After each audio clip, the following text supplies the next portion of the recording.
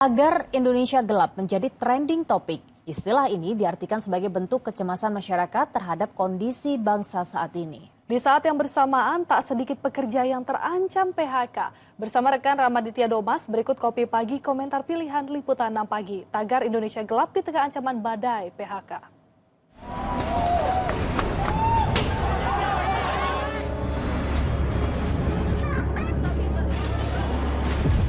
Saudara, tanda pagar atau tagar Indonesia gelap akhir-akhir ini menjadi perbincangan hangat di media sosial dan juga di dunia nyata. Bahkan tagar Indonesia gelap menjadi slogan dari para mahasiswa untuk melakukan demonstrasi di berbagai kota-kota besar di tanah air. Ya saudara, selain menjadi sikap dari anak muda, Indonesia gelap juga menjadi cerminan keresahan dari masyarakat terkait dengan kebijakan pemerintahan Prabowo Gibran yang dinilai tidak berpihak kepada rakyat. Iya saudara, apakah benar demikian? Lalu kebijakan pemerintah yang mana yang pada ujungnya dinilai oleh masyarakat ini sangat meresahkan? Bersama saya Ramaditya Domas dan juru kamera Lutfi Taufik. Saudara, inilah Kopi Pagi, komentar pilihan Liputan 6 Pagi.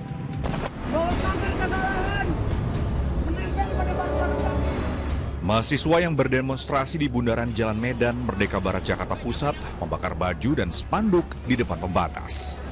Sebelum akhirnya membubarkan diri, membacakan puisi.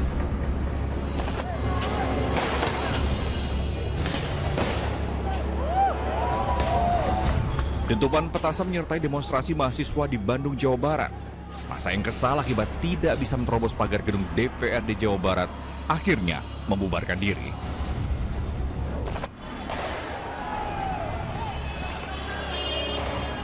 Kericuhan juga terjadi di Makassar, Sulawesi Selatan antara mahasiswa dan warga di depan kampus Universitas Negeri Makassar, Jalan Andi Pangeran Petarani saat digelarnya demonstrasi. Polisi akhirnya membubarkan demonstrasi yang berujung ricuh bentrok ini. Demo mahasiswa di kota-kota besar di tanah air ini perwujudan dari tagar Indonesia gelap yang menggema sekaligus menjadi trending di media sosial dalam beberapa hari terakhir.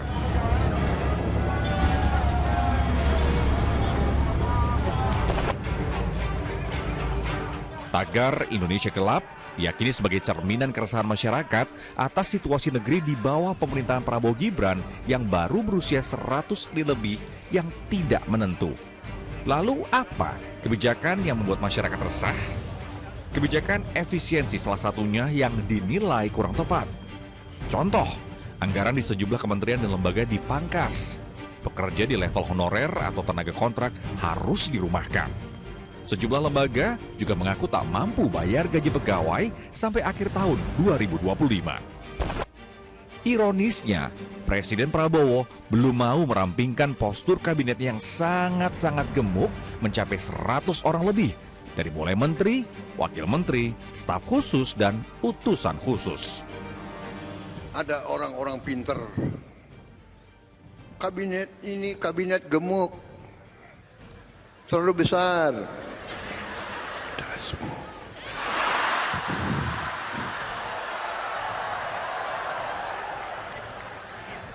Saudara-saudara sekalian, Timor Leste jumlah penduduknya nggak sampai 2 juta orang, kalah sama Kabupaten Bogor, kabinetnya itu 28 orang,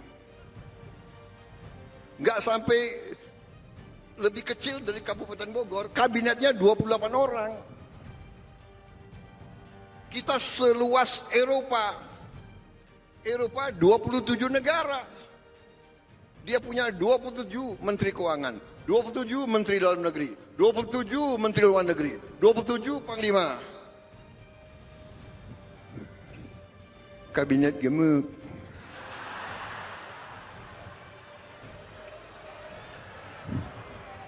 Nggak peduli saya disebut apa, yang penting hasilnya. Menurut pengamat, pemerintah masih memiliki masalah komunikasi dalam membuat sekaligus menyampaikan kebijakan.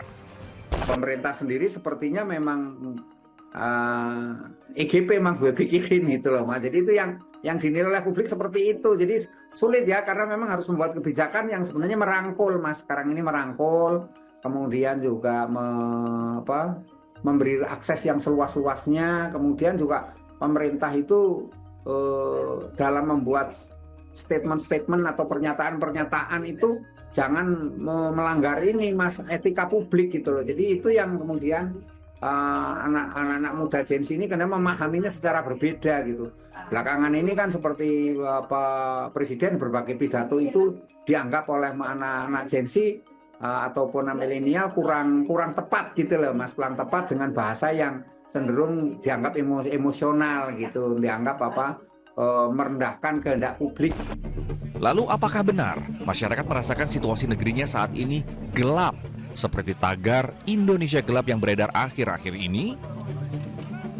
Ya memang udah gelap sih Mas. Ya karena kita lihat pemerintahan sekarang ini juga kedepannya semakin gak jelas ya. Banyak pemangkasan tapi dari sisi pemerintah tersebut juga ada pemborosan juga ya kan. Indonesia Gelap itu sebenarnya harapan gitu loh. Karena kita nggak mau Indonesia gelap. Cuma ya makanya kita mengusahakan ya salah satunya aksi. Nah itu makanya kita mengangkat Indonesia Gelap. Karena ya baru 100 hari kerja ternyata banyak banget kejadian-kejadian yang itu merugikan rakyat gitu. Saya sih masih percaya pemerintah ya sampai saat ini. Mudah-mudahan sih pemotongan anggarannya bisa berjalan dengan ini ya, efektif ya, efisien gitu. Dan digunakan dengan tujuan yang benar gitu. Kalau memang nanti perlu disesuaikan ya kita lihat dulu hasilnya. Kalau secara Indonesia Gelap ya kalau menurut saya nggak terlalu gelap juga ya, karena buktinya kita sekarang masih bisa jualan di sini, bisa beli harga bahan pokok dengan harga yang cukup terjangkau juga. Ya, terminologi Indonesia Gelap, saudara, muncul di tengah kondisi perekonomian dunia dan tanah air yang tengah gonjang-ganjing. Dan setiap kali atau acap kali pemerintah menelurkan kebijakan akan berpengaruh terhadap kondisi negeri ini. Termasuk juga bagaimana iklim investasi di dunia usaha. Dan yang tentu kita tahu terbaru adalah pemecatan dan PHK massal.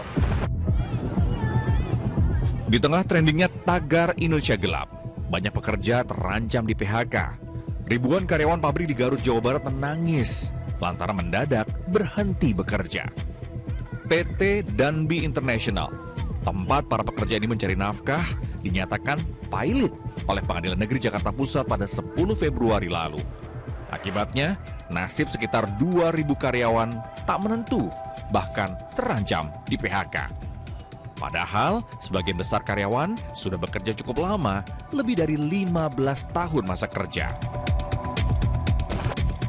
PT Sanken Indonesia di kawasan industri M2100 Cikarang Barat, Kabupaten Bekasi, Jawa Barat, juga akan menghentikan operasional pada Juni 2025. Dampaknya, 459 karyawan akan terkena PHK bertahap. Perwakilan karyawan terus berkomunikasi mengenai besaran ganti rugi atau kompensasi yang diberikan. Terlebih, tidak sedikit karyawan yang sudah bekerja belasan hingga puluhan tahun. Ancaman PHK terhadap pekerja ini bukannya tidak ada hubungannya dengan tagar Indonesia Gelap. Mundur sedikit, sebelumnya juga trending tagar kabur aja dulu. Tagar ini trending karena masyarakat membandingkan kualitas hidup di Indonesia dengan negara lain yang mereka anggap jauh lebih baik. Salah satunya soal peluang kerja di luar negeri. Begitu juga para pelaku pasar modal atau para pemain saham yang ikut merasakan kondisi dunia usaha di tanah air yang gonjang-ganjing. Di makroekonomik sekarang memang lagi kurang bagus karena kalau saya bandingkan saham sekarang ya 100 hari Prabowo sama sebelumnya tuh bisnis tuh agak stabil. Sekarang itu karena mungkin baru perubahan gitu ya, baru pergantian pemerintah. Jadi ya gejolaknya memang naik turun gitu loh. Jadi termasuk di saham pun IHSG udah turun ya dari 7.900 ke 6.500. Menilik data yang dikeluarkan Kementerian Tenaga Kerja di tahun 2024, terdapat 80.000 pekerja yang di PHK. Jumlah ini naik dari tahun sebelumnya tahun 2023 yang mencatat 60.000 pekerja terkena PHK. Dan tidak menutup kemungkinan angka pekerja yang terkena PHK juga bertambah di tahun ini. Tentu saja, situasi ini sangat bertolak belakang jika dikaitkan dengan target pertumbuhan ekonomi pemerintahan Prabowo Gibran di angka 8%. Lantas, apakah situasi ini juga mengkhawatirkan masyarakat dan lebih menguatkan kebenaran tagar Indonesia Gelap? Ya pengaruh sih Mas, yang udah kita sering lihat di berita kan banyak pabrik tutup, banyak pengurangan karyawan juga gitu. Ya harapannya pemerintah untuk bisa mengkaji ulang lagi apa kebijakan-kebijakannya untuk memperhatikan rakyat. Justru ada beberapa karyawan yang aku dengar kakak-kakak tingkat yang udah karyawan tapi kena PHK gitu. Harapannya semoga kan kita turun nih. Hari ini pun turun lagi sebenarnya tapi aku nggak ikut.